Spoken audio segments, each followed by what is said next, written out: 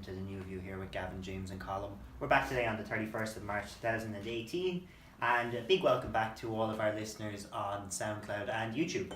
So today we're going to be talking about many topical issues in the news, internationally and within the country itself, and on a local level as well, so we've got a pretty broad spectrum for our listeners today. Just a quick programming note as well. We have major developments coming up this month. We are going to be working with members of the Rohingya community to talk about the genocide in Myanmar, Burma. We will also be working with groups assisting asylum seekers and a little bit of programming in relation to direct provision within Waterford. So some big things coming up. Massive stories coming up. We'll also have a few episodes with elected politicians within the next month and a half. And also we have the privilege of working with Shane Murphy from the Blues Supporters Club at Waterford FC.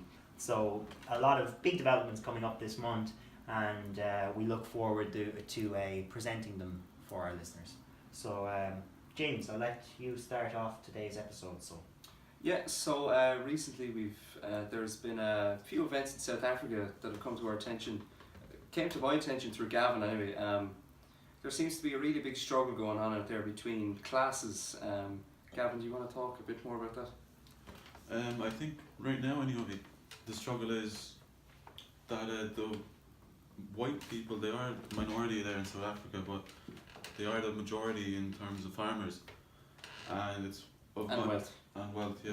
And my understanding is that the black people in South Africa, and I don't want to go back saying white people, black people, it's not about race, but the black people in South Africa are overthrowing the white farmers and essentially killing them and trying to take the land back from them that they initially stole with I think it was the people from the Netherlands who came there first, was it? Would you say it's fair to say that it's less publicised? Very less publicised, yeah. What would you say? I think it's mainly because of the region it's in, I think. Because you often hear even about, attacks in Afghanistan or that part of the world, it's never on mainstream media. Yeah, you're right. Yeah. So that's what I think anyway. It's probably covered in South Africa itself, but outside of South Africa or Africa as a continent, I don't think anyone or many people know about it. Yeah. Now, it's not the only struggle going on in South Africa at the minute. They're due to run out of water in Cape Town pretty soon. I think there's an actual date on it. Yeah, I think it's the 8th of April or the 13th. One of them. Yeah, so not that far away. It's pretty soon. But I think we all know from all the movies we've seen that when the water runs out, the riots start, and the SH1T starts to hit the fan. But South Africa is already a deeply split and struggled country, as we all know from past times. Colin, would you care to talk a little bit about this? Sure. So I just want to take up to begin with, James, I think you used the right word to describe the struggle in South Africa, is that it's an issue of classes. It's not an issue of race. And I think that it's being used for political purposes by racists on both sides, whether they are black or white. And I think that's what it comes down to. Now, notably, I think that we have to look at South Africa as a unique case. I don't think it can be compared to other countries within Africa. But where do you think, or beyond? Where do you think this struggle ranks in the terms of all these race struggles and class struggles? The civil rights struggle in America, back in the 60s, and indeed the struggle in South Africa from the apartheid era. Sure. Well, I mean, that's part of what it comes back to, is that South Africa is a unique case. And its history shows that since 1652, settlers came from Europe and forcibly took land away from the black natives of the country. We all know notably that apartheid was a system which essentially targeted black people based on their skin colour alone. And South Africa has come a very long way since the 1990s and since Mandela's release from the prison on Robben Island. Now, I think that in some ways, uniquely, white people in South Africa have controlled wealth and controlled power for the last 200 years. And maybe South Africans who are white are becoming afraid of losing control and power and wealth. And I think I think it's very interesting that we're finally talking about South Africa on the show, or Africa as a continent in general. And I think the reason that we are talking about it is because as three young white males in Ireland, we're not used to seeing white people lose in courtrooms and lose in parliaments. So it came as a shock to me, really. Yeah, that because there was this kind of, if you want to call it, I don't know if it's the right word, reverse racism. Yeah. Because we're all accustomed to believe that racism can only happen one way, from whites to blacks. I think we are conditioned to believe that the white patriarchy will always stay in power. And I think that's the reason why we're talking about this today, is because we're in total shock at seeing that system be tackled by both the courts in South Africa and Parliament itself, that it's actually standing up for black people for a change. What I'm going to talk about today in this debate, if you will, is that firstly, I want to dispel of the fiction that this is a genocide. That is factually incorrect. Secondly, I'm going to talk a little bit about the land ownership within South Africa based on a class system. I want to note that the issues that are going on in South Africa are also against black people as well as white people. And the third point that I'm going to use to litigate my argument is that poverty, inequality and crime rates in South Africa today are at phenomenal levels. And that, talk of genocide and talk of farm attacks is only a minor aspect of major crime within the country, which needs to be tackled as a whole. Okay, so would you like to start us off? What's your first point? Okay, my first point is in relation to this talk of it being a genocide. Now, I don't know if either of you actually hold that belief, but let's begin by looking at the starting point of what is genocide. Genocide is a legal term. It was created after the atrocities in World War II in Auschwitz-Birkenau, and there were actually previous genocides conducted by Nazis in Germany before that. So if we're going to use legal terms, which people are happy to bandy about today without knowing what they mean, genocide, according to Article 6 of the United Nations, is that genocide means that any of the following acts committed with intent to destroy in whole or in part a national, ethnical, racial or religious group. According to the European Union, which further highlights that this is not a genocide, it uses the word systematic. Now, if we want to say that these riots, which is the term I would use to describe them, or struggle, if we want to describe them as a genocide, there has to be a systematic approach. But just to play devil's advocate here, well, maybe not, but haven't they voted to take land off white farmers? So yeah. This is a little bit systematic.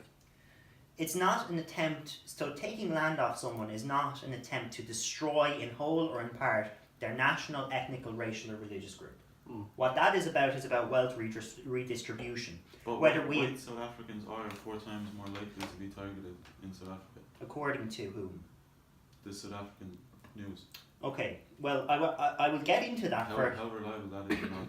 I'll get into the targeting of people momentarily, but I want to first dispel of this idea that it's a genocide. According to the United Nations Article 6, this does not fit the category for a genocide. It also does not fit under the definition under European law. So under both standards, it is not a genocide. So Gavin, do you think it's a genocide? I would say it's a genocide, but I'm open to change my view on that, as I am with all of my views. I'm open to change. Okay, well, what I will tell you is, in addition to that there is a group called Genocide Watch. They're an internationally known group. They're known actually to be quite a conservative group in relation to this matter. And often they are touted by people who claim... To which matter, South Africa or genocide? Oh, in general, they monitor genocide across the world. And, it has been used by some of the racists in South Africa that this is a white genocide. And I can give you the comment that they have described it as such, the Genocide Watch. And the president, Gregory Stanton, has said, a direct quote in response to, despite the tweets and Facebook posts, this is no white genocide. It is not underway in South Africa. In addition to that, the United Nations Office on Genocide Prevention has also, from the Human Rights Officer Claudia Diaz, they have also stated that the United Nations are not monitoring the situation in South Africa as a genocide. I ask our listeners this question: why? And the answer is because it does not fit within the definition of a genocide. But I saw photos last week of native South Africans with placards saying "Kill all whites," what would your response to that be? Okay. Firstly, I don't believe we should condone violence. Violence is never an acceptable form of behaviour. Whether the person is black, white, Asian, gay, straight, female, male, transgender, doesn't matter. Violence isn't acceptable. But what I would say is that violence is a reaction to something. Okay. And what I would say it's a reaction to in this situation is the great inequalities which exist in South African society today. Of which there are many. Of which there are many, both targeting blacks and whites. So James mentioned earlier that this month in April, Cape Town will run out of water. So do you think these actions will increase once the water is gone? Which actions? As James also mentioned, people with placards saying "Kill all whites." As we know, or as the viewers may not know, there are a lot of farmers and other people who have been murdered.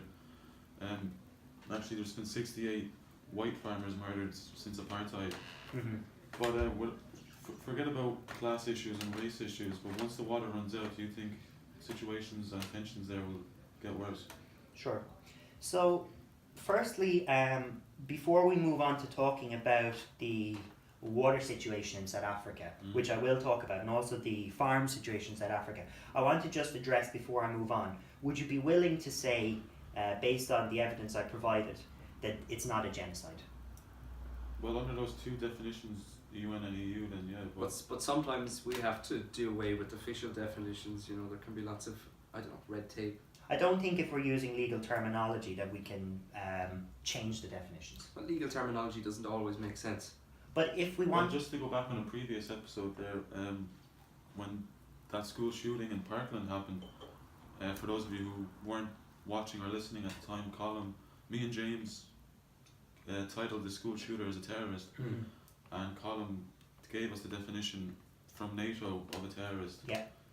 And it didn't fall under according to that definition, he wasn't a terrorist. No. But I know you have to have political motives. Yeah, but I know many people would still call him a terrorist. Yeah, I would. I probably would as well. I would just probably disregard that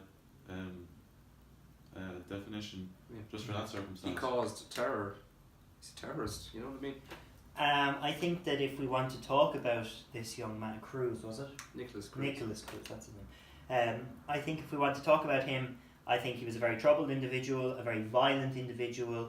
I think he caused a lot of unnecessary deaths and violence, and an awful lot of unnecessary hardship, which perhaps has brought about significant hopes of gun change in America. And you know, I would still maintain that within the definition he's not a terrorist, but he has committed crimes and is a criminal, and that's the more appropriate term. I read something yesterday in the news actually that he's actually getting fan mail and donations Saw in this. prison. He's getting pictures from women, revealing And pictures. I saw a tweet saying that anyone sending money or fan mail should be investigated, and I think so because he has committed mass murder here. Well, funnily enough about him, Ted Bundy and Charles Manson, they both also had fan mail from these women, you know, falling over themselves about him. It was so weird. When Charles Manson died, there seemed to be this kind of like, everyone was like, oh, we lost one of the greats or something. You know. But, you know, so I mean, I wanted to clarify that part, that it isn't a genocide. But now I will address your point about... By definition, it is not a genocide. But I will address your point about farming and water within South Africa. So, firstly... Before you address farming, I will say, I mentioned there a second ago, 68,000 white farmers have been killed since apartheid. Yeah. And between 2 to 3 farmers each week are killed or they sustain some life-changing injuries. 3 too many. Yeah. Okay, well, what I will say is that, you know, this is part of a broader question. And the broader question is not about farm attacks. The broader question is about attacks in general in South Africa. So I can deal with the farm attacks first. According to the South Africa Agricultural Union, between 1991 to 1997, there were 677 farm murders and 3,065 attacks.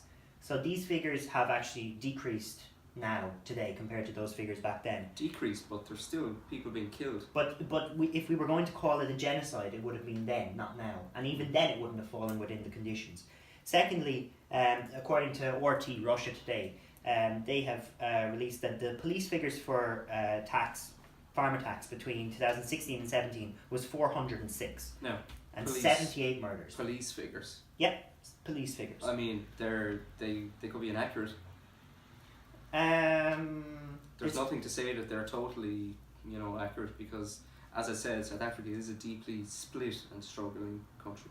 That's true, but I don't believe that there's anything to indicate that these statistics would be Well, used for talking about political police, purposes. I have an inside source who has told to me that the police are constantly fail to investigate the murders of white people, and they overwhelmingly never find a suspect. Yeah, I mean, in a country that has only 8% of the population is white, I mean, the police force has to be majority, native South African, so there has to be some sort of bias there. But I don't believe that people who are we see- in law enforcement or judges, or I don't believe particularly judges, I don't believe that judges who are ruling on a constitution, who have studied law for all these years, would have that particular But bias. we're not talking about Well, I mean, in judges. America, we see that bias too often Yeah, of course. in a courtroom. with black suspects. No, but we're not talking about in the courtroom, we're talking about police figures, and of course, police all over the world have never been known to be completely fair.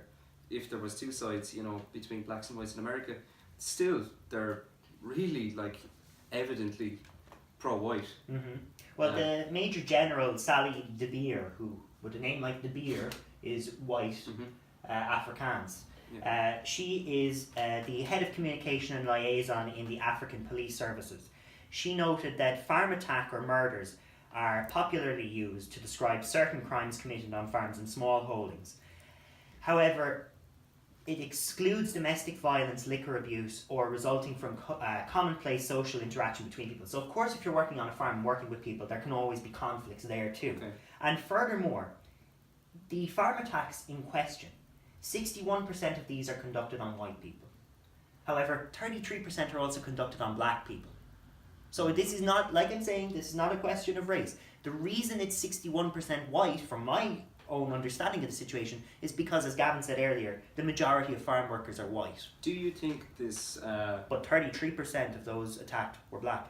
Do you think this class war is happening because of the apartheid? I mean, right to the root of the problem here. Why do you think that there is such an anti-white agenda? I don't believe that there is an anti-white agenda. I don't believe that. So there's no problem. I believe that there are minorities who are extremists on all sides. Whether that's in Ireland today, I believe there are extremists who want Muslims out of the country. I believe there are extremists who are Muslims who want our laws to be eradicated. I'm sure that there are radicals on both sides. Well, There are radicals on this side of the debate too. But I believe good, hard-working South Africans, black or white, don't hold these views. Okay, fair enough you don't believe in anti-white view. But we all know that whites are minority in South Africa. By a long shot. Yeah, so be it there's no anti-white view, there's obviously some sort of anti-minority view, as there is in every country. Yeah, okay. I don't believe that that's the case, and I'll tell you why. The report of the Committee of Inquiry into Farm Attacks, which was released in 2003, noted that between 1988 and 2001, all of those attacks which I listed to you earlier, they concluded that 89% of those attacks, the main reason for them was robbery. But Colin, this is a study conducted 15 years ago. It's still the same situation today, But do you have accurate figures for 2018? but it's the same situation today. Mm-hmm. And what the results show is that 89, and actually I can actually explain it in better detail now when you think about it practically. 89% of those were due to robbery, 7% were due to intimidation, right? So that accounts for 96% of those farm attacks. If somebody is stealing by and by, it's because they're impoverished. It's not because they're targeting white people or wanting to exterminate white people, it's because they're poor. Of those attacks, only 2% were political or racial. But all the robberies committed here, Dano down the estate that robs cars for a living, he doesn't rob cars because he's poor. He might. He's not a real person, by the way, but Yeah. you know what I mean? Yeah. He doesn't rob Crime- houses because he's poor. Crime like this is systematic of poverty. That's a fact. And I don't believe that you can dispute with me, James, that South Africa is impoverished today. Very Oh, it much is. so, yeah. Very much so. Oh, it is. And so if robbery is happening on farms, the main reason is because of poverty. I can go a step further on it. Firstly, this is according to Business Tech, they use the data analytics and statistics to compare income in South Africa. And the situation post-apartheid since 1994, so we're 24 years past that now. White people account for only 8% of the population, yet their average income is 444,445 rand, which would be the equivalent of... That's not a lot of euro. No, 30,000 euros. 30,500 euros. I mean, you have to think about the cost of living in South Africa. Yes, That yeah. could be a lot of money. It could be indeed. And black people, who account for 80% of the population, only have an income of 92,893 rand. I think €1 is the same as 16 rand. Okay, so that's But significantly less. They only earn their annual income. The average annual income for a black person in South Africa today is £6 grand. £6 grand. 6 in euro. 6,000 euros in our equivalent, so people can understand. 6,000 euros is the annual income compared to an average of 30,000 euros. I think So 80. 6,000 euro. I think that's similar to the dole here. It's no, less. people on social welfare get more than They that. get more than that, right? So you're like, look at it. Like, I'm asking our listeners to think about it, right? So 80% of the population, their annual income is only 6 grand, but 8% of the population, their average income is 30 grand in our terms, and you have to factor into account the cost of living in that country. Now, that to me, what that indicates, those statistics are from 2014 and 15. You can, but what I want to say is this. Those statistics are from 2014 and 15. What they indicate to me is that there is significant income and wealth inequality in South Africa, which as a result contributes to the poverty. But what I would say to that, the difference with the wages there, from the people who I know in South Africa, they tell me that, now I'm not picking sides or black or white, I'm just saying that I'm taking, what they told me I'm taking as true, because I haven't been there, I haven't experienced it, but what they tell me is that the white people there go to pursue further education, so naturally they would earn more, whereas the black people there, or the poorer people there, don't pursue education. Why? I don't know why. When they but contribute to 80% of the population. But that isn't indicates it problem.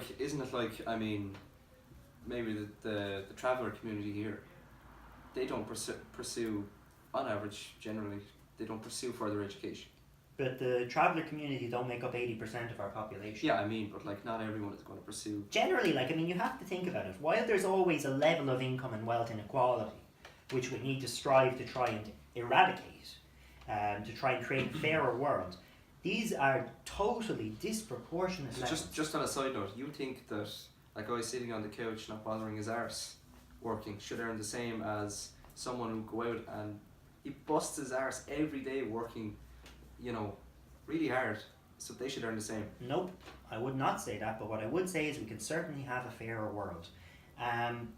Additionally, what I'll say is this, that I don't know if you want to talk a little bit more about the land, but what I can say about the land is this, that the land was originally stolen. of course, yeah. And that's part of the reason why the Parliament has voted to take the land back that's what's happened, by the way. The new president, Cyril Ramaphosa, who is of the same party as Mandela, and just recently replaced President Jacob Zuma, who was, I think he was impeached for corruption charges, right? But he his main part of his policy appears to be to take the land from the white farmers to give back to the blacks But I mean, at that's not... at a price of zero, as far as I'm You concerned. can't do that. But it was already Most done of- to them. Yeah, but all these... So Well, why does that not happen in most of America? these white farmers probably... Yeah, dead right. Most of these white Pretty much. farmers obtained the land, I'm guessing, by buying it. No, by force. So they just walked in and took it. These farmers People- right there today. No, their ancestors. It's not a question. Well, it's of not their today. fault then. I mean, they can't say that this guy owned this land, so let's give that land back So to you them. think it's and, you so? know, I'll just use myself as an example. Say someone in my family 100 years ago acquired land illegally. Do you think it's here fair, in Tramore. do you think it's fair to punish me today for what happened 100 years ago? Exactly. No, but what I will say is this. I'll give you the example of what's happening in Palestine and the illegal settlements that Israel have been doing for the last 20 years, I guess. I would say for that example, you know, if a child is born today and they come into that land in 20 years' time, yeah, they should have to give that land back because it was taken from them illegally. Yeah, but I mean, this land was taken away a long time ago. Still illegal. Do you have a date? Still illegally. Oh, it depends on the situation, but it could be back 200 years. 200 years? Well then, I mean, you can't just take the land away from the people who obtained it. Who stole ethically it? now. No. Yeah, but these farmers here today, they didn't steal it. Their ancestors did. Yeah, but I mean, it's stupid just to take it off and who are they going to give it to? Well, apparently what they're trying to do is they're trying to give it back to the black farmers. Which well, ones? this also happened in Zimbabwe, and as we know, Zimbabwe used to be the heart of Africa, and once the government voted to give the land back to the rightful owners, now as Zimbabwe is as we know it now in turmoil. But how can This you was find the also rightful owners? this was also done in Ghana, and now Ghana is one of the most prosperous nations in Africa. But how can you find the rightful owners? I mean, as you said, this happened 200 years ago. That's a fair point, but What happens if some piece of land that the owners, their whole family's dead, no family left today? Yeah. You just give it What are some you going to random do? person on the street. It's a deeply flawed logic, I think. But my final question on this topic is, I asked Gavin earlier, but for you, Colin, why is this? We won't call it a genocide, but why is this one of the lesser publicised struggles today? You know, there is lots of struggles in like Syria and places like that. But out of all the class and race struggles, why is this the lesser of the publicised ones? okay. So firstly, Garrett Newham, who's from the Institute for Security Studies, has noted there are inaccuracies in the recordings of certain areas of attack, such as murder. And furthermore, Dr. Ismail Lagardian, writing on the Herald Live, has said that there are two sources of extreme opinions in South Africa today. Firstly, there are those insisting that there is a genocide against blacks. However, there are also far-right white ethno-nationalists, such as the Afroforum and PRAAG, who are insisting that there is a genocide against whites. So it's on both sides. There are extremes on both sides. Just like I said earlier, there are extremes in Irish society today on topics too.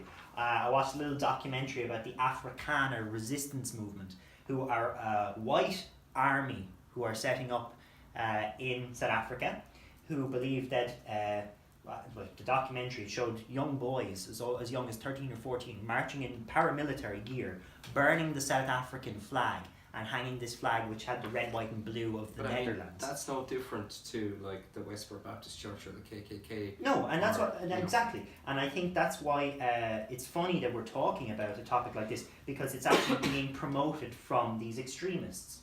These are who are promoting this topic of it being a genocide. And also, to go back on it, on the documentary itself, their symbol is similar to a Nazi swastika, and the Journeyman Pictures, who are the group who released the documentary, said it's like where the Hunger Games meets Hitler Youth. That's what's going on. I can give you a little bit more in relation to it, but I would like to talk a little bit about crime rates in South Africa. Okay. You know, if we're going to talk about, you know, a systematic, if we want to try and use that word, a systematic attempt to target white people in South Africa, I think it's unfair to say that it's not given coverage, because people like Alex Jones, Katie Hopkins and Mike Kronovich of the alt-right are arguing that this is a genocide and targeting the white farmers. So it is being covered by the extremists, by the way. But the top 3 reasons behind hate crimes in South Africa, top 3: nationality, sexual orientation and religion. In relation to nationality, 59% of those victims were black, and 42% of them were born in South Africa, which means that actually hate crime in South Africa today is being conducted against non-nationals, people who've been born in other countries in Africa who have migrated to South Africa in hope of a better life in the last few years post-apartheid. If we want to talk about crime, we have to take into account the poverty associated with it. Farm attacks are one aspect of crime in South Africa, and we have to take the whole social context as a whole. In 2016, the average of murders were 52 per day. 52 in general. That's 52 too many. Over 19,000 in 2016-17. Another example. in Eastern Cape, it's 55.9 per day, so above the average. While in an area called Limpopo, it's only 14.1, which indicate only, exactly, that's what shows you how crazy it is. But it indicates that depending on where you live in South Africa, there's greater inequality as well. Poverty is associated with where you live. I think there is an easier way to solve the situation than ripping the land away from the white farmers and throwing them out of their country. And leaving them with nothing. Yeah, I think that it all stems down to education. I think that, like Ireland did in the 1960s, get rid of education fees. And I think that you will see a lot more people who would not have gone for education, like the native South Africans, the blacks, as opposed to the whites, pursue further education. Yeah, but you have to take into account that the ANC, who are the ruling party in South Africa, were elected on this platform and have been for 20 years. They're trying to fulfill their election promises. And since the ANC have been in power for like the last 20 years, only 20% of land has been returned to date. Only 20%. So their election promise, only 20% of land has been fulfilled. People have voted for the land to be returned. Yes, and also, if you think about it, if the rate of income inequality is 5 times, more than 5 times, then this isn't an attack on people. This is trying to make everybody a little bit more equal. Because I don't know anybody who can afford to live on $6 grand. But how different is this from people voting for Donald Trump to build a wall? People voted for this, what's the NAP party, is it? ANC party, to give land back. Yeah. How is this any different to Donald Trump's agenda, for which he's received much flack? How is this any different? Everybody seems to be applauding the ANC. I'll tell you how. Because black people in South Africa up until 20 years ago had no rights at all. That's how it's different. Yeah. Everybody, literally, those who voted for Trump, they had their rights under Obama. They had their rights under Bush. This is a reaction towards a system of oppression conducted against black people systemically. I think it's for want of a better word, impulsive. I think that reactionary. The reaction here isn't too great. I mean, what's giving land back going to do? I think it's trying to distribute wealth a bit. I'm not saying, by the way, that it is the correct answer. Let me just get that out there. I'm not saying it's the correct answer, but I can understand the motives behind it. I think any of us can, with the level of inequality and treatment of black people in South Africa. I mean, if the educational fees are abolished or at least reduced, it will make it a hell of a lot easier for everyone to pursue further education and get a better wage, so there'll be no need to steal from farmers. Nobody's going to be going to education when they don't even have money to put food on their plates. What if the education is free though? Like it was here in the 1960s. Still they won't, because you have to bear in mind, if someone goes to 3rd level education or even 2nd level education, they are deferring any possibility of earning income today. We all know a Joey Bloggs at the moment who's a technician or a mechanic or an engineer or a plumber or whatever, and fair play to him, he's doing his bit too. But you or I or any of us going to 3rd level today, we defer income by going to college. That's the nature of education. Not necessarily. Yes, we do. But because if you're we can still work. It is very limited. You can't work a 40-hour job, can you? Well, I know someone who works at least 30 hours on a weekend. Well, then their focus isn't on college. Oh, they do quite well in college. They do okay. They're not reaching their potential. Yeah, but I mean, if you get all your work done during the week, I mean, we're kind of going off point here. If you get all your work done during the week, there's no need to do any on the weekend, because you have to fund yourself. I don't think it's easy to do work during the week when you're not being fed properly, when you're malnourished, when you don't have a safe home, when you don't have a safe environment. No students here are going to be malnourished. No, but they are in South Africa. And yeah, that's South why Africa you're comparing apples with trucks. There is no commonality. Yeah, but I mean making it easier for people to go to things like even primary education and secondary education to get their basic education. The fees need to be lower. There's a long way to go when there's an income inequality of the rate we've just seen. Of course, but even at that, it's not my fault or the white people's fault in South Africa that they're not pursuing education. No, but it's the white people's fault for their ancestors treating the black people like slaves. Okay, so final thoughts on this. No, it's not their fault, it's their ancestors' fault. Yeah, their ancestors, that's what I said. You can't blame them for what their family did 200 years ago. Or 20 years ago, as the case may be. But if they were unborn, you can't blame Okay, any final thoughts No, on this topic? Yes, okay. What I will say is this, that as I have stated from the beginning, this is not a genocide. The evidence is there to suggest it's not a genocide. The facts are there. Facts matter. Secondly, South Africa is a unique case with a very complex history. It cannot be compared to any other countries. It is a very unique case. What I will say is this.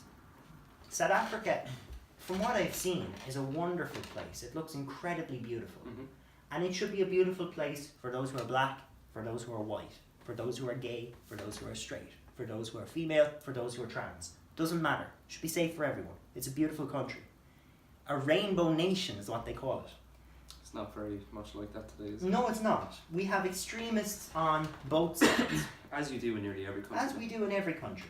And what I would say is this, that, you know, there have been riots in places like Compton in the past. Nobody was calling it a genocide then. But this is countrywide problem.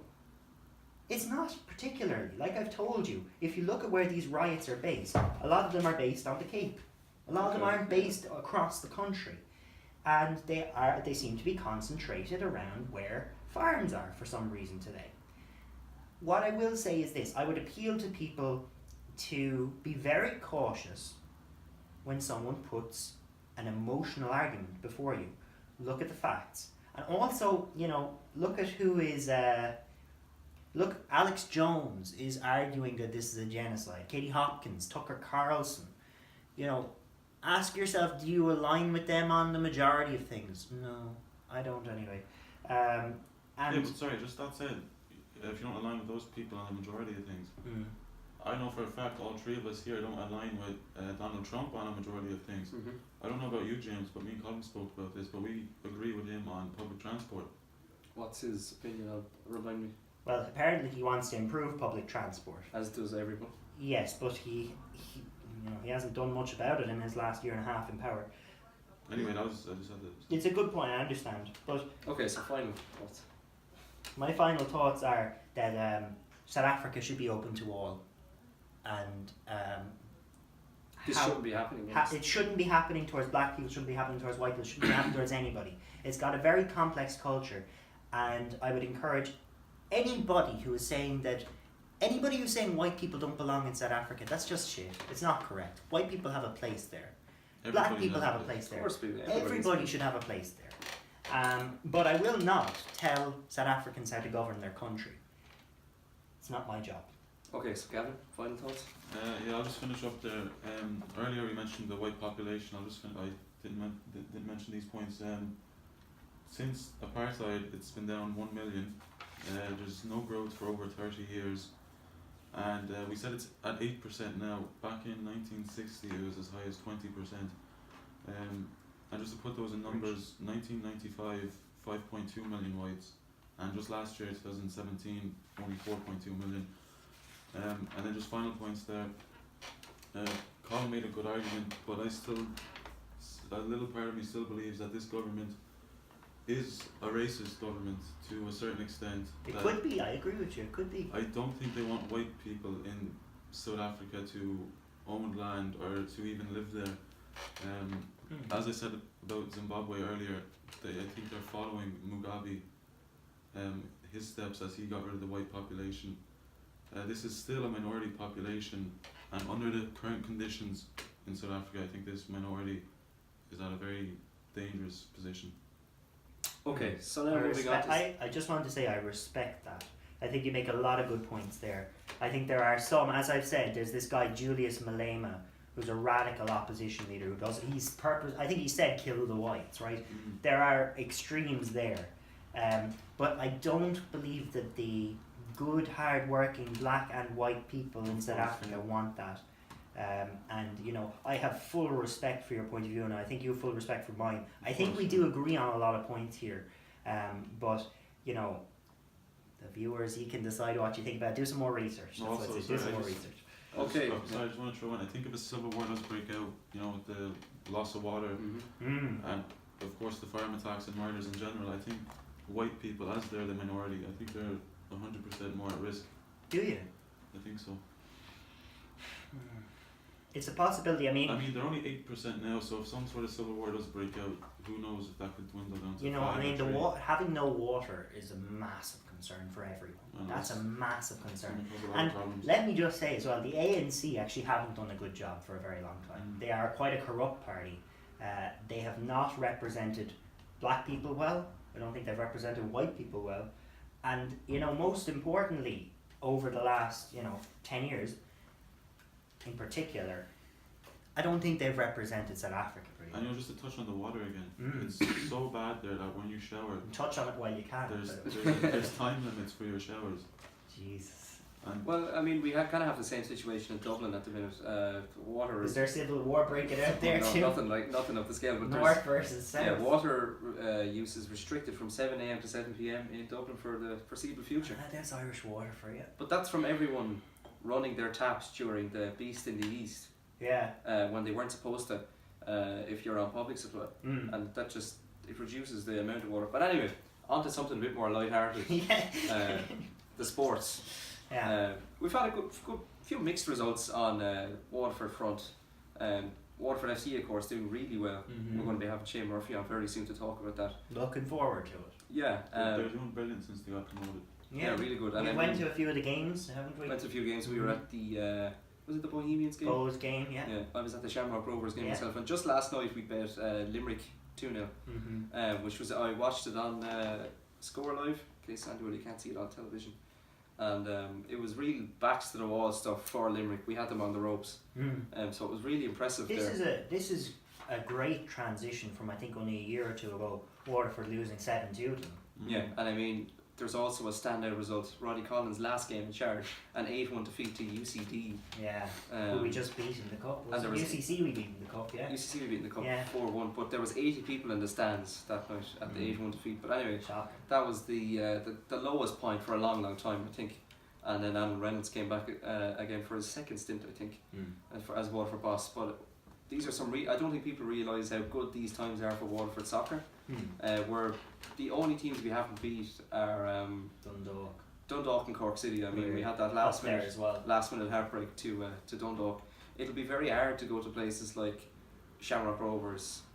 We've already played in Turner's Cross and Cork City. We have them back down Monday in the EA Sports Cup, in the second round, and then we have them at home again in the league on Friday night. So it'll be really You interesting. mentioned there, some people might not know how well Waterford are doing in the soccer, but I'd say I think Waterford, as the football club is, mostly not been doing as well as it is now. I think people are more so, a Gaelic kind of county. Yeah, but I mean, here's a stat for you. There was 3,010 people in the stands at the Shamrock Rovers game, which is more than there was at the league game versus Clare in Welsh Park. And it's been a long time since that happened, that there was more at the soccer game than there was at the hurling game. I think that I find even myself looking forward to soccer games more because, I mean, they're very exciting in the RSC. Really, like League of Ireland football is really very exciting. The standard of football is quite good. It's picked up a lot. Yeah, it's picked up a hell of a lot. I mean, I was looking at the clip of Waterford United back in 2003 or 2004. It was surfaced online. Yeah, playing Shamrock Rovers, and the quality of soccer. I saw that one. Was shocking. It really wasn't good. Yeah, you can see it's improved a hell of a lot. Gavin, what did you make of the match that we were at? To be honest, I thought the level of football was much better than I expected. Yeah. And what about the atmosphere? It was brilliant. Brilliant atmosphere. Everyone was involved. I mean, if you had a game, I went to a couple of the games last year when they were in the first division. Some of the football wasn't great, as you can imagine. First division football, also called the graveyard division. I mean, I was looking at some attendance stats for the whole league in general, and the lowest I think was a game between Athlone and Longford. I think there was something like 100 people at that game, and that was for last season. So it's the first division really isn't in a good state. Clubs are really struggling to survive. It feels to me like since Lee Power has gone in, that he's kind of made the club sexy again. I mean, no, but you know what I mean. Yeah, I know what he's rebranded the club, changed the name, changed back the to crest. FC because it used to be FC. Really nice jersey, properly with a sponsor on it. Great players, having a mascot with like a ram or a goat or whatever the hell. Well, that was there last year. But you know what? I mean, it feels to me like they've actually as a club, they've gotten their act together pretty well. Yeah. They've developed their youth system. I mean, I can think of a couple of players who've been included now in their youth teams, and it feels like the club, as a club, it's going in the right It is, direction. because a couple of years ago, back in 2010, when they had a last good run at actually getting promoted to the Premier Division, I mean, they were struggling to keep the lights on, and I think they have no problem now. I mean, they're taking in, it's a rough estimate, 40 to 50 grand a game. So there's no struggle there to pay the lights anymore, and of course it's not their stadium, it belongs to the council. So I mean, I don't think we realise how good these times are for Waterford soccer. Do you think there's some sort of sense of a bandwagon? I don't actually. I think people were just disenfranchised by how. Yeah, why I mean, would you? where are they now? Are they second or third? Yeah, Second, yeah, joint second, yeah. Yeah. But why would you want to go to a game and watch them getting pumped 8-1 by UCD? Why would you? I mean, people are always there saying, "Oh, we supported them during the bad times," but it's not exactly great to go down and spend 10 or 15 euro to watch your team get pumped like that. It's not value for money. People go these days because it's great. I mean, the time Waterford football again is in a really great place, but I don't think there is a bandwagon. I think the loyal supporters always stayed loyal. It feels like you know, when you're seeing the likes of players like Paul Keegan playing for Waterford, you know, there is an attractiveness now to playing for Waterford if you can bring in players of that quality. Like some of the football they were playing last night, like Basti and Heary, some of the football he was playing last night was just out of this world. I could even hear some of the Limerick fans, they were in awe. Like some of these players, we're going to find it very hard to hold on to them when their loan spell is up. I mean, Basti and Heary, He's only on loan, is he? I think he's only on loan. I think Lawrence Figueroa on goal is only on loan as well. I think it'll be very hard to hold on to them, so I think we should do as well as we can while we have them. But I mean, we have plenty of strength on the subs bench. I mean, even Izzy Akinadi isn't getting his game these days. So I think there's a lot more to come. I mean, it's still early in the season. We haven't even played every team yet, and we have to play all the teams, I think, 3 times. Yeah, they have an interesting style of play though. I mean, from what I've seen, when the goalkeeper Lawrence Figueroa has the ball with the goal kick, all the players seem to shift to one side of the pitch. So say if he's kicking towards, he's left-footed, so he kicks towards his right side. The entire team seem to shift towards that right side of the pitch. I mean, it's natural, but what I know No, is... but I mean, I haven't seen anything like it because the entire team shift to the right side of the pitch, leaving the left side where the left back and left mid play totally empty on this side. So it's like a crowd tactic or something. I think they tend to work it down the line, down wide a lot more than going through the middle. I mean, a lot of people say, "Oh, go on, run at him," but like it doesn't always work out, and then it can catch on the counter attack. They tend to work it through the back and out to the wing and cross it in, which works sometimes. I mean, sometimes it doesn't. But it's worked for them so far. Yeah, I said earlier on we had mixed results, which of course we have. The Waterford Hurlers were relegated to Division 1B. Cork bet them fairly comprehensively. But then afterwards, Derek McGrath was happy with the performance. Did you see the game? I mean, it was dreadful. They didn't score a point, I think, in the first 25, 26 minutes. What do you say, James? Like, I mean, if you think about it, those who are, you know, into the hurling, that say the league doesn't matter. You know, we've already won it. Derek McGrath won the league. Yeah, I mean, we've been there Who and done cares? that. The game should be the All Ireland. The league counts for nothing. But I mean, it doesn't matter per se, but you want to stay up. You want to retain your status. I mean, we're now in the 2nd division along with the likes of, I think, Antrim, Laois. But does that, like, I mean, if you think about it, I mean, the Arsenal fans in the soccer used to always complain about Wenger. They still do. And more than ever. One thing, you know, I'm not an Arsenal fan, I'm a United fan, but one thing I have to say about Wenger is in the FA Cup, or the Capital One Cup, Carabao Cup, Carling Cup, whatever you want to call it, he gave young players a chance in those games, and he rested up, whether it was Fabregas, whether it was Koscielny, whoever he's been resting up through the years. Vieira, all those years ago. They would not be resting players in the latter stages of the FA Cup. No, they wouldn't. Maybe in the League and Cup. Also, like, he'd be resting them for the league. So, I mean, you know, giving the younger players a chance in the Allianz League, what do you think of that? We have, though. I think it's great to blood new players. And has that cost us going down, though? No, I don't think so. I think it's the style of play. If we had our first team playing, would we be? We had our first team playing in the relegation battle. But it was near the end. You know what I mean? It was, but if we hadn't won that game, we would have stayed up. It wouldn't have mattered. What do you think about, you know, Waterford's predominantly hurling now? what do you think about Gaelic football in Waterford? Well, I mean, I don't mean. Close to I don't want to. non-existent. I don't want to go on about myself, but I grew up playing Gaelic football, solely Gaelic football. I didn't play hurling for a club. I mean, I tapped around and stuff, but Gaelic football was my only sport growing up, and it still probably is my only sport. Like, Gaelic football doesn't get a lot of coverage. It's predominantly played in the West. I mean, my club Galtier is the only football. I think it's the only football-only club in the east of Waterford. Really? And yeah, so I think there is we have to keep that pocket there. There's a really strong tradition of football around Dunmore East, you know. But is the quality just not good enough? I mean, I saw that they beat London the other day. And it was a really good. They were Is that Division 4? Division 4, but I mean, I don't think you realise club football in Waterford is up there with any other county in Ireland. I mean, you think Waterford will have a fair chance against the likes of Dublin or Mayo? No, we wouldn't. But like, to to be quite honest, but if our best players, I mean, Stradbally players neglect the Waterford football team, we've no Stradbally players.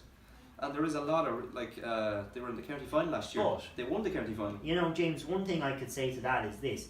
Have a look at our nearest and dearest neighbours, Kilkenny. They focus solely on hurling and have dominated the sport for years. They play in the British Junior Football Championship. Yeah, great, yeah. They focus nearly solely on hurling. Yeah. You know, they don't play soccer really. I think they don't even have a soccer team in Kilkenny anymore. They used to, yeah. They don't really have a Gaelic football team. Well, they don't have a Premier League team. They might play Munster League. No, right? So, like, there seems to be a focus on hurling. It's worked out. Always has been. Look at Kerry. Kerry have nearly focused solely on the Gaelic football. No, that's not as bad as Kilkenny, because Kerry were in Division 1B last year. I mean, Kerry hurling has come on a lot over the last few years. Like, but they still get obliterated in the Munsters. Like, they don't play Munster. Exactly. They play Leinster. But yeah, I mean, Leinster. Yeah, but they have no chance. No. Do you think there's any way to improve football in Waterford? Yeah, if our best players played for the county, that'd do a hell of a lot. But what, like, I mean, why don't they play for the county? Why would you? Yeah. Why would you want to? In all honesty, I mean, we only have. But why wouldn't you to represent your county? I mean, I would. I'd give my left arm for it.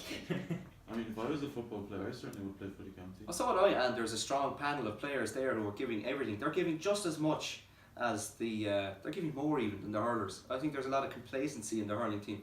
Like, I won't mention names, but a lot of the established players that are nearly part of the furniture at this stage just take their place for granted.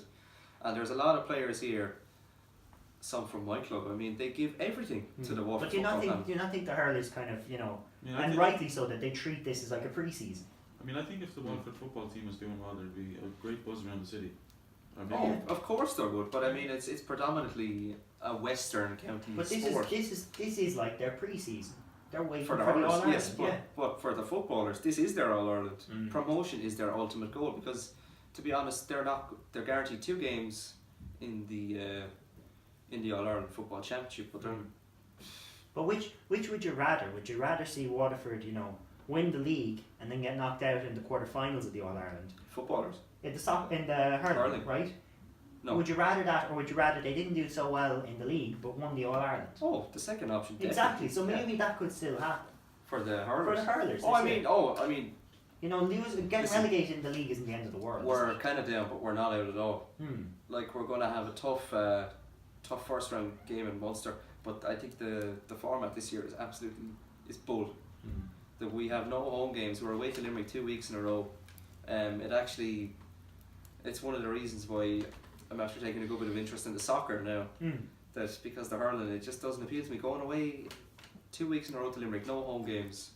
But going back to the footballers, I think that they were 6 or 7 points down against London over in Ruislip in London at half time last week, but they just grounded out. They said, we have enough of this. And they won 116 to 114, so they were for a week or two statistically the worst Gaelic football team in the whole country, including London as well. Jesus. And New York. No, they don't play the league. But, they play in the All-Ireland, though, do they, in New York? They do, but I mean, NYPD have a team, or is that Maryland or something?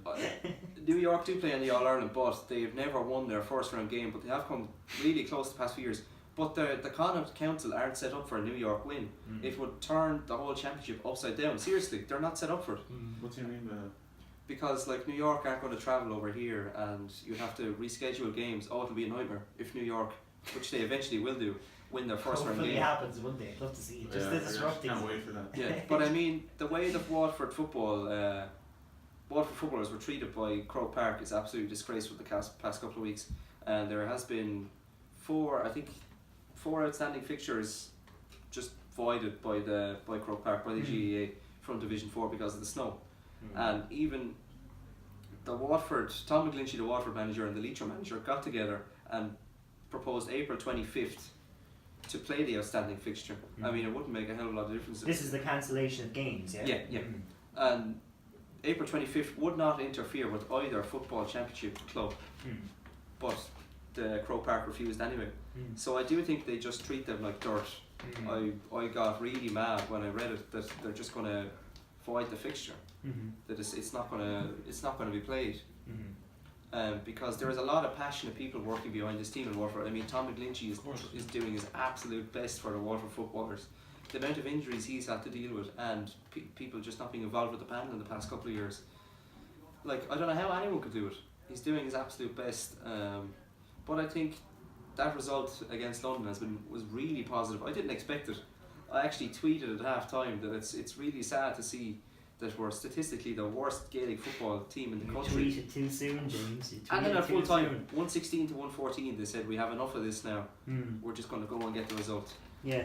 Well, I guess, in other sport news, we also enjoyed the rugby victories that we've had recently in the Six Nations. Yeah, the Grand Slam. Yeah. But do you think maybe that was a little bit spoiled by the recent court cases up in Ulster? No. If anybody doesn't know what we're talking about, could you give an insight? Yeah, there was a case involving rugby players Paddy Jackson, Stuart Holding, and then there was I think a guy called Rory Harrison involved, and one other guy as well. McElroy or something, was it? Yeah, something like that. Blaine McElroy is his name.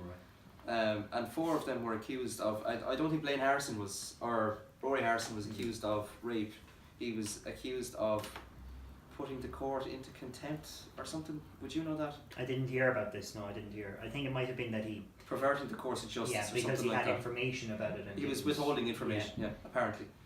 This is one of the people who were one of the men on. One of the four men. Yeah, and of course they were all acquitted last week. No charges, and there was a lot of angry people to say the least. I mean, everyone's entitled to their own opinion, but Gary Walsh on the Laois football panel tweeted something. He said that basically he was saying that the woman in question who accused the four men should be named and shamed in the papers, and he went on to say, "All ye feminists come at me, I'll throw the kitchen sink at you." But not long after he deleted the tweet, Laois football put out a statement distancing themselves from it. They didn't apologise, but then he was subsequently dropped for their next game this weekend. It's actually the promotion game that they're playing. So he's not allowed to have an opinion while he's a player. Exactly. I mean, I don't agree with his opinion at all. But I mean, can anyone not have an opinion anymore without it affecting work? I mean, we are in the era of offending people. Yeah, we are, of course. that's true. But I mean, I think there was a lot of. But would you say that it was really stupid to come out and tweet something like that, wasn't it? It was stupid. And I mean, what reaction did he expect? Maybe he just did it for the laugh, But you're always going to anger people when you bring up a topic like that, you know what I mean? Of course, yeah, of course. I mean, this guy is supposed to be representing his county. Maybe if he spent less time tweeting and more time training, he should have more he deleted it and put out an apology, but he's still getting a lot of shit about it. I mean, But was it a responsible thing? No, it wasn't. Because if you are a sportsman or sportswoman of any sport, you're a role model for somebody. It doesn't matter if you're playing billiards or you're playing whatever, I don't know what, water polo, whatever. You're somebody's role model probably. And like coming out with tweets like that, I mean, he should have had more cop on. He should have had a lot more cop on. I'm sure he knows that himself. I don't agree with what he said, but like he shouldn't be shut down for having an opinion. And for it to have, like, his reputation is a bit tarnished now, to say the least. If somebody came out on Twitter, because I mean, I don't use it myself, and I'm glad I don't use it, but I mean, people say the most outrageous things on Twitter. If Gary Walsh, is that his name? Very much, If Gary Walsh, or maybe not Gary Walsh, but somebody who plays Gaelic football for their county or club, came out with a tweet that was racist, would you say he should be dropped? Yeah, that's something different. That's like hate speech. You think so? Yeah, but I But think. what about if it's attacking a woman? But he wasn't necessarily attacking the Yeah, woman. but if he tweeted, "I believe her" and all this supportive stuff, he wouldn't have been dropped. No, he wouldn't That's have been true. dropped. That's I mean, true.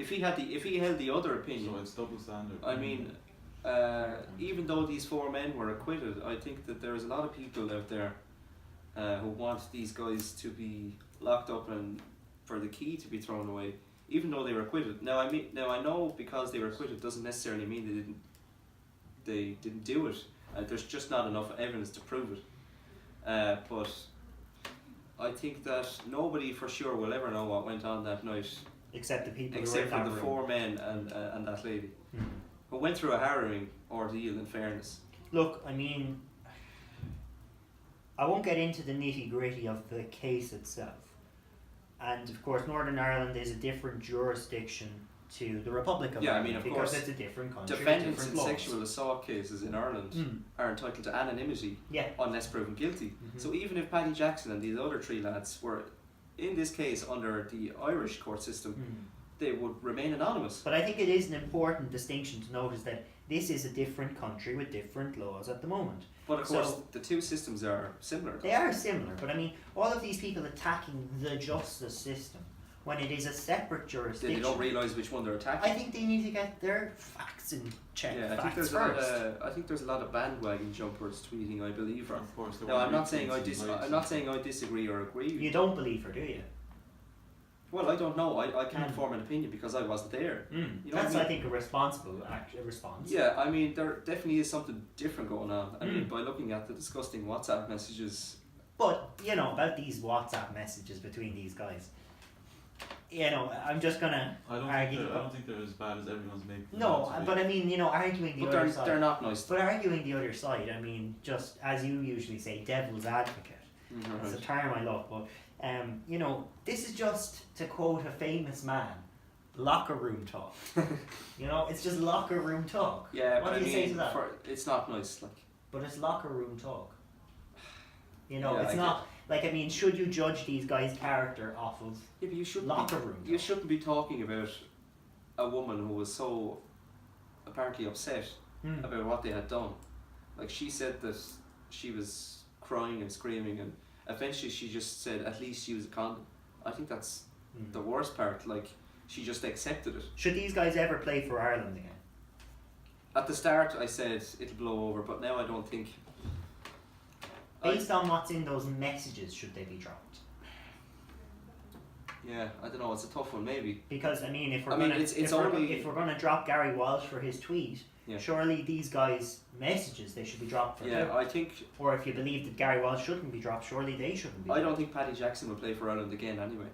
I mean, I'm not sure if Stuart Olding, frankly I've never heard of him Played that much, before the whole court case, but Paddy Jackson, I mean, fairly famous Ireland and Ulster rugby player, as is Stuart Olding. I don't think he'll play for Ireland again, giving you my honest Would opinion. you pick him?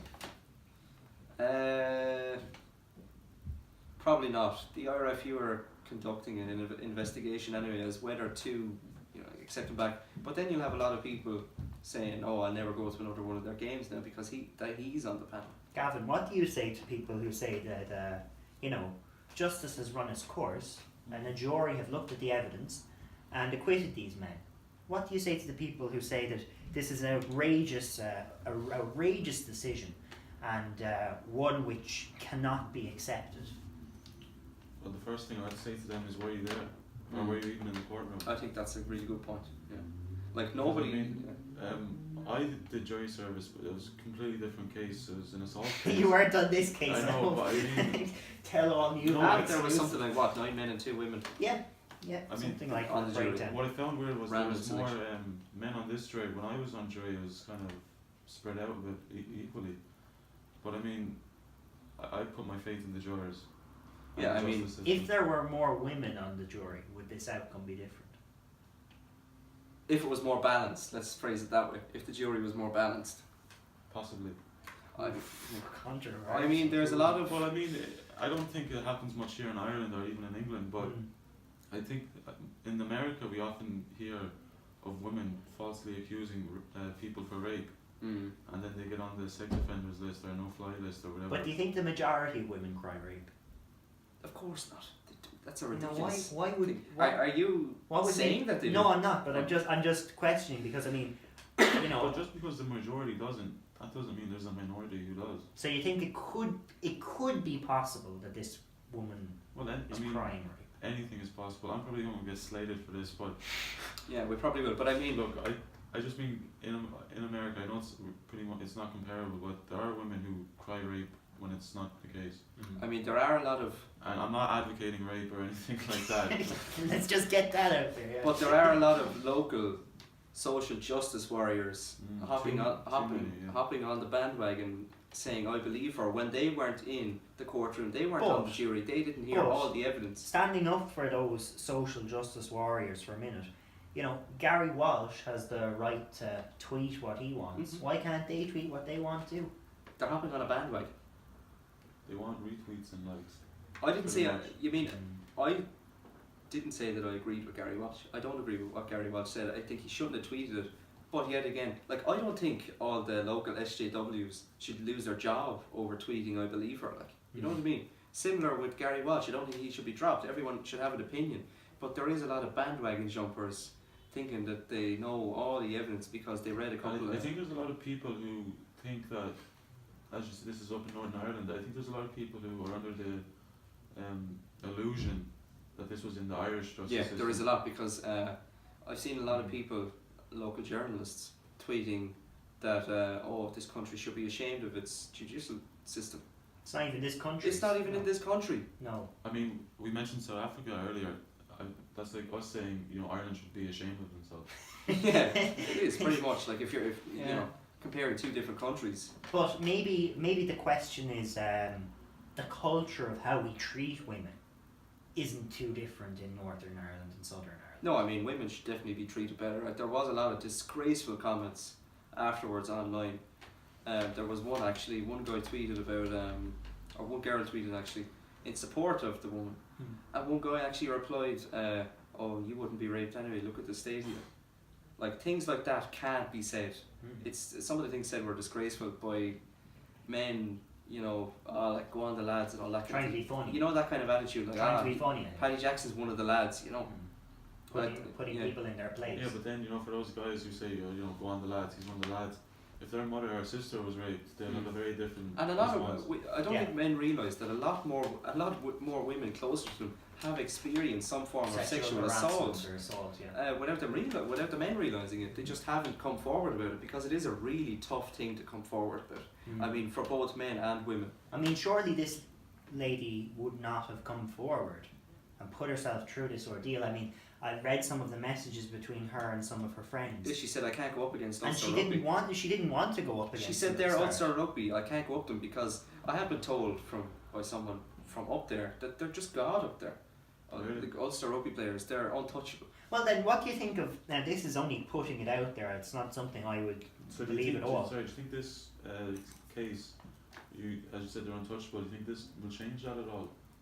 Or do you think it'll kind of bring them back down to earth? I think it's kind of like the Harvey Weinstein case. Like, one woman came out, a lot more women feel that they can come out now and tell their stories. But do you think then, as you said about the Ulster rugby team and rugby players being revered up there, do you think maybe that this decision was taken by the courts to protect them, to protect the rugby players? That if these people weren't famous up there, if they weren't Paddy Jackson, if they were Patrick Jackson, well, then we wouldn't be talking about it now. Exactly. But would the decision be different? I mean, it's hard to know. I mean, it's hard to know what the jury said when they were deliberating.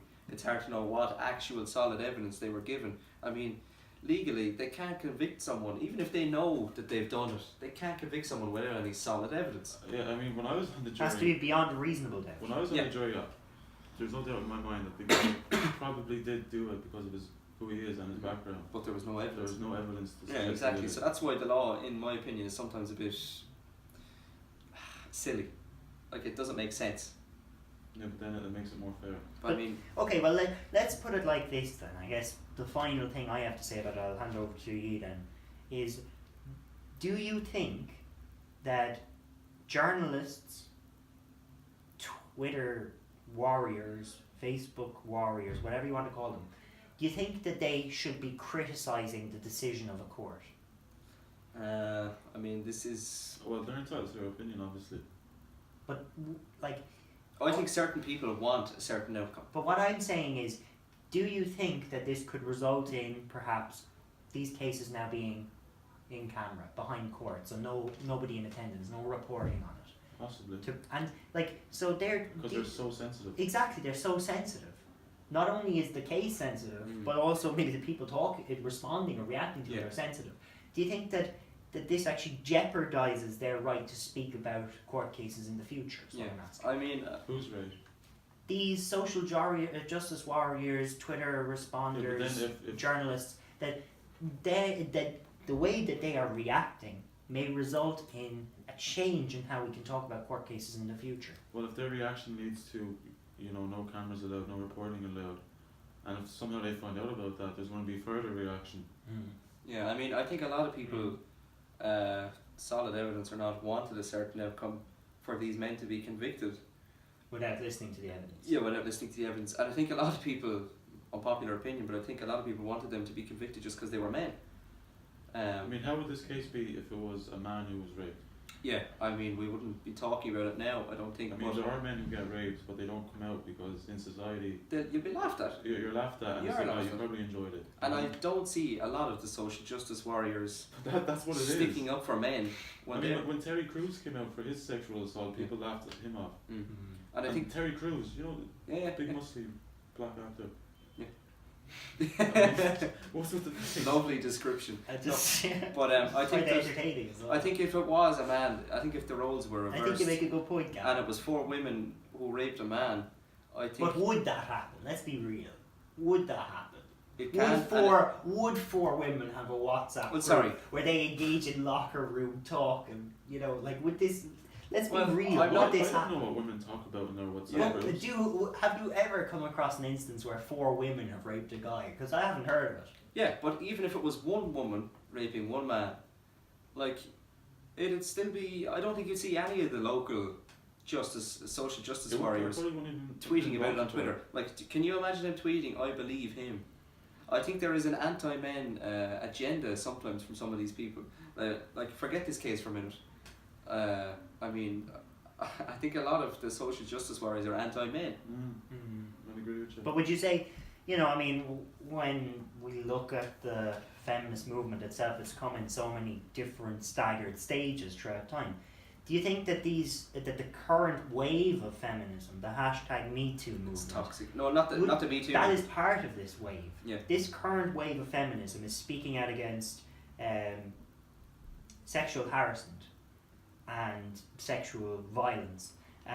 So do you think that maybe that the particular social justice warriors, as we keep calling them, that they're actually just attacking men, that they're destroying the feminist movement? Because I would ascribe to being a feminist myself. Yeah, but feminism. But for me, regard? feminism is about equal rights for men and women. And that's how feminists started off way back when. Just literally equal rights. But now it's turned into some men-hating, anti-men, agenda. In your opinion?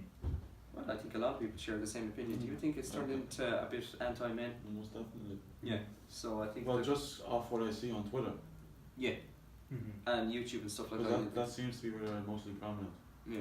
Well, I think we can come back to the feminist issue. I think so. Another I occasion. think we can come back to it another occasion. I think that would be really good. But we'll move on to talk about our music review this week. Gavin selected the tunes for this week. Gavin, what did you come up with for us? Logic's newest album or mixtape. Mixtape, as he called it. Bobby Tarantino II. Yeah. So can you explain for me, Gavin, right? I was a little bit confused. You messaged me about it and I wasn't quite getting it. But I think I have it now, but I'm not sure.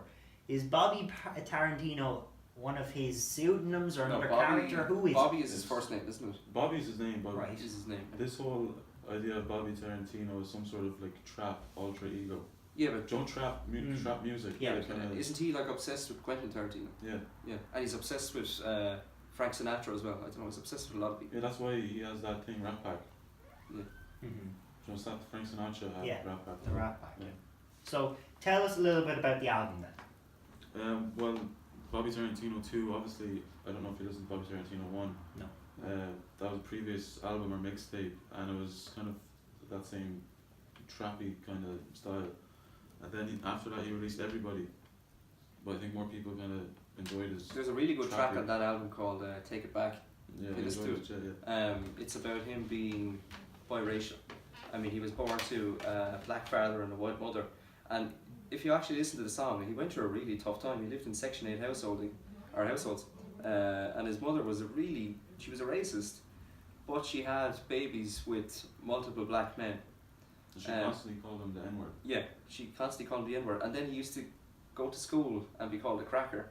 So you can kind of... Yeah, the discrimination on both sides. Yeah, so some people were telling him, He was, you're white, and other people are telling him, you're black, You're black. but in discriminatory terms both ways. exactly. And he went through a really tough time. I really like that song.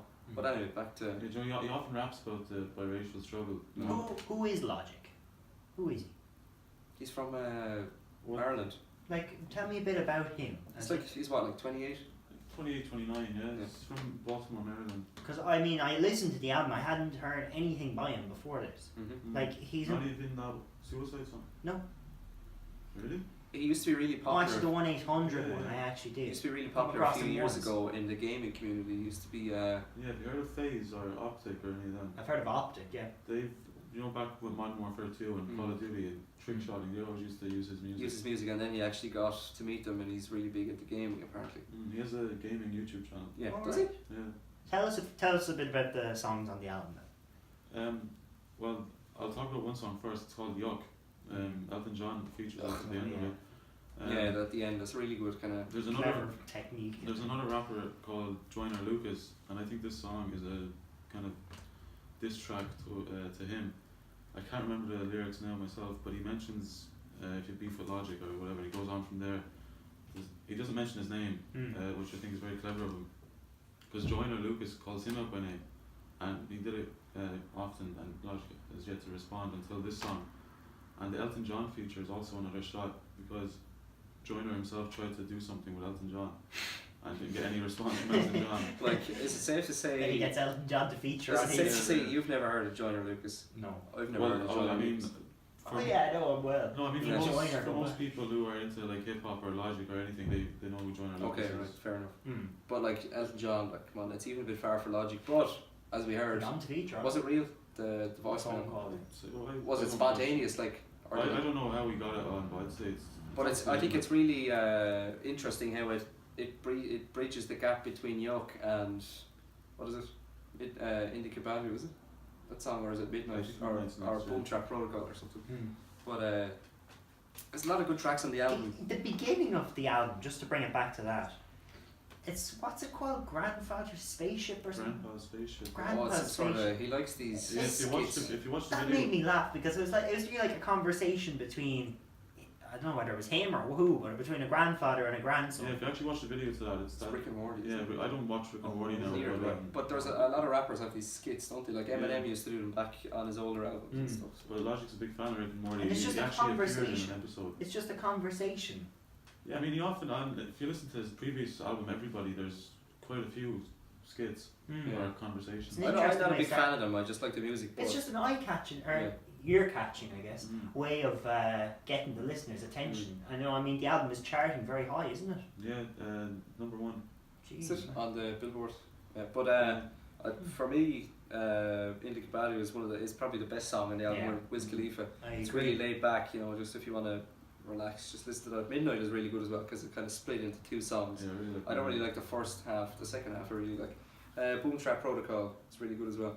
And I can't really remember. I can't remember the name of the song, but there's a song. I think it's more towards the start of the album. He takes another shot at Harry Styles and Katy Perry Okay. because in hip hop, you might often hear rappers talk about their first week sales because that's often when the album does the best. Mhm. But Katy Perry and Harry Styles are in pop, and you know, pop albums kind of Takes a while. take a while. So Logic was saying that his first week sales are better than Katy Perry and Harry Styles overall. But who would But you you know what I really? mean in hip hop? Yeah, but would you really go out and buy Demi Lovato album?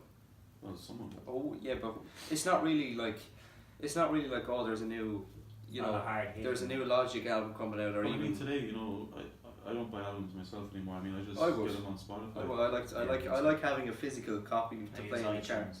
I like having a physical copy. There's just something Yeah, about well, it. maybe, you know, you have a car, it's different, you know. Well, I can play it on Bluetooth as I often do, but like for the album we reviewed here before, Crack Up by Fleet Foxes, I had to buy it on CD because there's just something about a physical.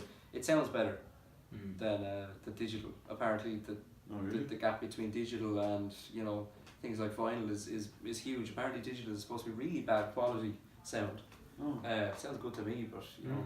I mean, we're no music experts, so. No. Our sound experts. No. But I mean, you know, I do have to maintain it is really good that we do the music segment because we get to try out different styles. Yeah. I mean, I have heard of the 1-800 song that he did. It's not my favourite. The message is good, but I don't think it sounds good. I think it's Also, alright, but it was speaking the of first time I'd actually listened to anything by him. Yeah, speaking of that 1-800 song, that's kind of why Joyner Lucas is kind of pissed off with Logic. Because apparently, as Joyner says, Oh yeah. Joyner's publicist called Logic's publicist and invited him over to the studio and showed him. Joyner has a suicide song as well, and Joyner's publicist showed Logic's publicist his suicide song. So obviously Logic's publicist got an idea, then told Logic, and then Logic's song blew up, and Joyner's song, you know, I had to go find it to hear it, you know. So It didn't exactly chart too high. no, but the message in his one is pretty. The video in his one is pretty. The message in the video is really good. Yeah, the message is really good, but it would be a song that I'd listen to. I just don't think it sounds great. Like, you know. Give me a mark out of 10 for the album. I'll give it a 10. 7. I haven't like the latter stages I'd of the go album with 7 as well. because like those few songs, Boom Trap Protocol, Inequality, Midnight, On in the middle of the in album. the middle of the album, that's the best part. I agree with you on that. I thought the beginning of the album was Kind of weak, yeah. a week, and the And all ending was a samey. little bit weak. It was as kind well. of samey. It was all kind of just. Well, keep in mind, Logic is Trap my that sounded the favorite same, artist, so no matter what I say, has a bias. Well, but I mean, it was you know, but it's a couple of days now since I'd listened to the album, but from what I recall, it was all of the tracks 4, 5, 6, 7 I liked. Yeah. Yeah. You know, everything in the middle. I'm of sure the a lot of album. people would agree with us, just people listening to the album. But obviously, Gavin, he's one of your favourite artists. You're probably going to like the whole album. And thanks for bringing him forward to us. I wouldn't have listened to it otherwise. Yeah, we're going to have another album on our next one. Your turn. My turn Your next turn time. next time.